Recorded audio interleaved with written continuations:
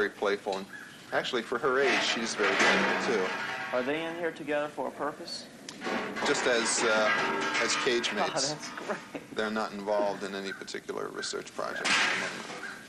See, we keep the animals that we're doing the sex testing on.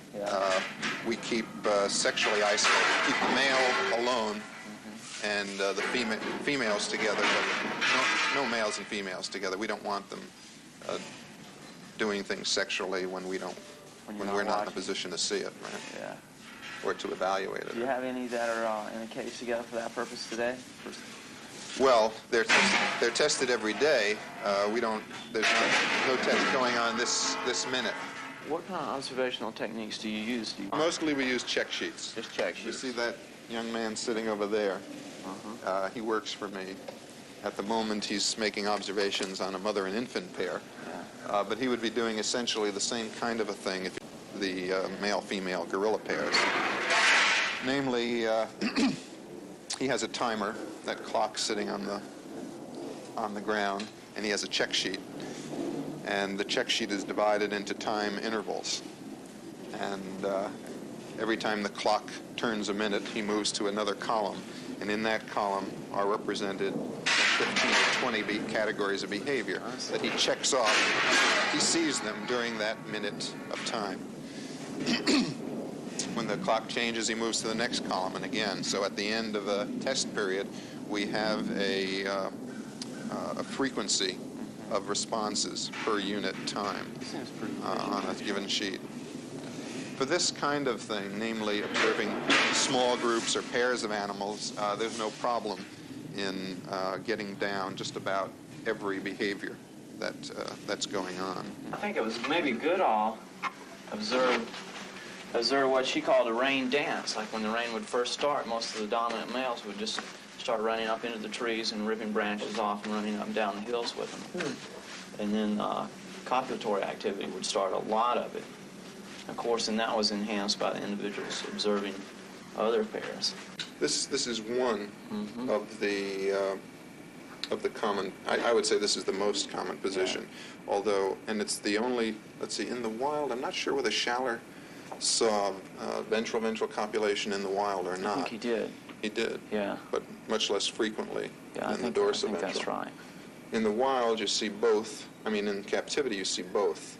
And we have seen dorsiventral as well as, this being dorsiventral, as well as ventral copulation.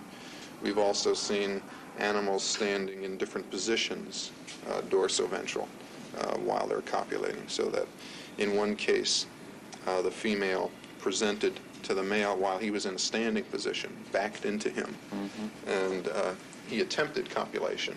While in that position, it was not successful, but he did make that attempt. And we've seen it with males squatting sort of on their haunches, back like this, with the female having backed into him. Still dorsiventral. Right. Yeah.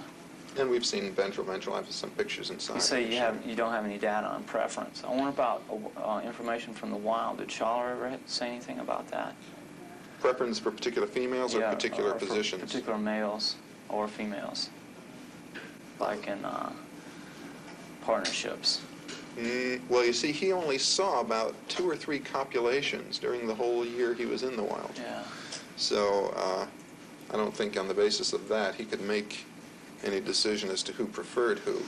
See, the gorillas are not nearly as sexy as chimps or orangs or most other animals that people have looked at. I wonder if that has anything to do with population control, because they're big animals. Orangs are pretty big. Well, it's a possibility. I somehow don't think it's the whole story. I don't think it ever is the whole story. Right. That's what makes it so good. Complexity.